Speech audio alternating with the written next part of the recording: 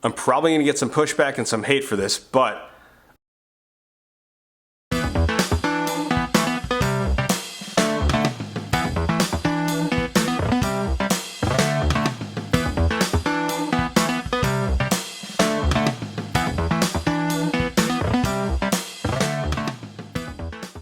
hey, what's happening, YouTubers? We're back with a brand new action figure review, and like the title says, it's a lot of plastic. Got the Todd Father figure right here. But today we are going to take a look at the collect-to-build Plastic Man Wave. So without further ado, let's just get this thing going. Let's move Todd out of the way. But it's 4 figures in the wave. You got Superman, Batman, Aquaman, and Green Lantern. And I'm not going to delve in box arts because you know how it goes. There it is right there. Plastic Man, Batman number 2. Aquaman number 3, and John Stewart's Green Lantern number 4. So I am going to look at these in numerical order, so Superman's up first. Alright, so here's Superman out of the box, or Blue Superman, but like we always do, you know, base plate with all DC Multiverse figures. And then he comes with effect pieces that you've seen before, I think on the Flash or something like that. I'm not going to delve into this. And then the collect-to-build piece he comes with is probably the most important one. It's the midsection. And just like all DC Multiverse figures, he comes with a data file card, which, of course, in reference does not look anything like the figure, and the one they use is different. And on the back is the data file. Feel free to pause it if you want to go ahead and read it. Alright, now let's take a look at the figure itself. We get started with the head sculpt first, which I gotta say, this thing looks awesome. Sculpting and paint-wise, it looks exactly like Blue Superman. In terms of the rest of the body, I believe this is reusing the Page Puncher Superman body, which at first I didn't think it was, and then upon further notice, if you zoom in here, you can see the cuffs right here on his arms resembles that of the Page Puncher Supes, and just in comparison to that, here's Smiling Supes right here that's also on the Page Puncher's body, which you can see right there, which is crazy. I didn't think of that at first glance that this is based off of that, but yeah. Putting them side by side, the only thing that isn't reused is the legs. I think they're different, which is funny because I remember when this classic Superman came out, like the boots aren't accurate, why couldn't they just give us this legs and just paint over it, which I'm sure at this point collectors are going to get used to. And then this is just a little nitpick, not a deal breaker for me, but I noticed something. So there you see the disc, the shoulder disc right there that's painted white. Something they did with the Robin figure from the Batman and Robin movie wave is one side, the whole shoulder is painted white, or practically the whole shoulder, so it blends in with the shoulder disc. On the other one, it's like painted halfway, so like it just leaves that, so it doesn't make sense, but it's a minor nitpick. But other than that, I still like the figure. And then now when I look at it, I should have known this was the Page Puncher Soup's body because the hands are abnormally huge. Well, it is mainly reuse except for the head sculpt. I do think the paint application on the rest of the suit looks pretty clean. The only thing is, you know, you have the Blue Superman, the Red Superman's the Chase variant. I just don't agree with this whole Platinum Chase stuff. I think they should be separate releases, but that's a story for another day. Alright, next up is Batman. So, base plate.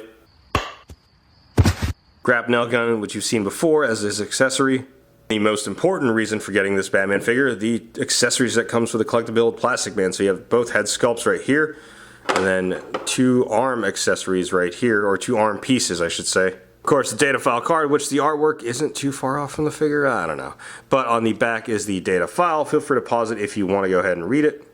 Alright, now let's look at the figure itself, and honestly, there really isn't much to say about this figure because it's a 100% reuse. It's just a repaint of the 3 Jokers Batman right here, which for a long time, this dude held the crown for my favorite Batman from the line because it was as close to a classic one we got until, you know, last year they absolutely crushed it.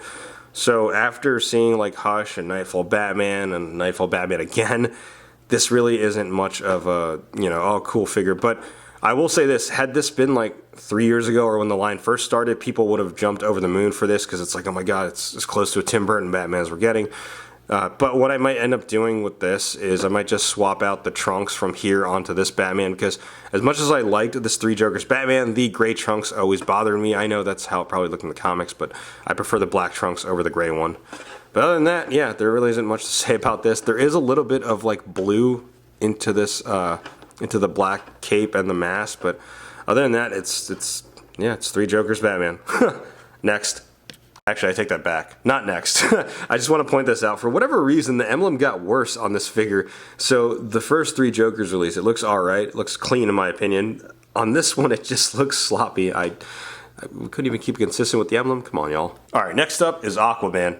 So, base plate. The collectible accessories are just 2 regular arms for Plastic Man. And of course the data file card, which actually looks kind of similar to the source material with the figure. But on the back is the actual data file. Feel free to pause it if you want to go ahead and read it. Now let's take a look at the figure itself, and we'll get started with the head sculpt first. And when this figure first got announced, I thought it was like a reuse of the Endless Winter Aquaman, which was our first comic book Aquaman we got in the line. But when you look at it closely, the hair sculpt might be similar to an extent, but I don't know. I think, yeah, kind of separated that piece right there. But the head sculpt looks fantastic in my opinion. I think they knocked it out of the park with that head sculpt. There's a lot of detail on there.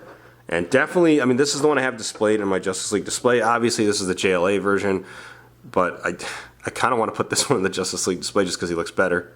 And when taking a look at the rest of the figure, I do like the sculpting work right here they did for Aquaman. This could have easily just been a paint over, and I'm glad they didn't. They put a little bit more effort into the sculpting of one of these figures, which I really appreciate. The hook hand is a nice touch. At first it was in the box like this, and I was like, can it actually, yeah, there's a swivel right there. The only problem is it's a little bit warped. Maybe I might have to heat it up to make it a little bit straight, but other than that, I do like the sculpting work of the upper torso.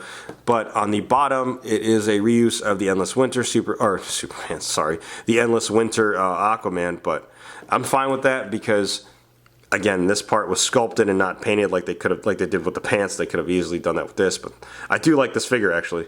And by actually, I mean like it's surprisingly, I like this figure a lot. I didn't think I would of the wave. I thought this would be my least favorite one, but I'll go through that rankings later. But it's a nice figure for sure. All right, last up, John Stewart's Green Lantern. So, DC base plate. Then he comes with some green effect pieces, which we've seen before, but I'm not going to get into this. And the two collect pieces he comes with are the legs to complete the one they call Plastic Man. And he comes with a data file card, just like all DC Multiverse figures, and I'm going to try to recreate this photo with the Silver Age Digital Green Lantern we got recently. And on the back is the data file card. We go ahead and pause it if you want to go ahead and read it. Alright, now let's take a look at the figure itself, and we get started with the head sculpt first, which I do like. It's a different iteration of John Stewart, which the prior one we got from the, I think it was year 2 of the line, which is also pretty dope, but it's a clear distinction that they're two different eras of John Stewart. And personally, I still prefer this Green Lantern design over the new ones we've gotten or the other ones we've gotten before. But that's just me. Story for another day. But the head sculpt does look nice. Like I said, it does represent a different era for John Stewart. And much like a lot of the figures in this wave, he is reuse. He's basically reusing the Kyle Rayner Green Lantern body, which first appeared in the Atrocitus Collect Build Wave, but I don't have that figure anymore. I have the gold label version that was a separate release, but you see apart from maybe the gloves, the fist, everything else is pretty much reuse, but in this case I guess it works. There really isn't much to expound upon with this figure because again it's reuse and we've seen this before, but one thing I do want to make mention is I just never really liked the way the knees were cut. I think the figure itself in terms of texture and aesthetic looks fine. I just never liked the way the knees were cut up though. It just looked kind of weird to me. Now it's time for the main event of this review. Plastic Man. Alright, so we got the pieces, let's go ahead and assemble him. Alright, here's Plastic Man assembled with the normal arms and head sculpt. When taking a look at the head sculpt, I like the reflection they used on his sunglasses. Same goes for this one right here. We'll take a look at that in a little bit, but I think they did a fantastic job with that, like, because it has to look reflective, right? So I think it looks great. Now, in terms of like the rest of the figure, I think the arms are reusing the Booster Gold Blue Beetle arms. I'm comparing it with this Nightfall Nightwing right here. So that's kind of a reuse, which is fine, I think. But another thing I wanted to point out is there is that gappage right there on the neck.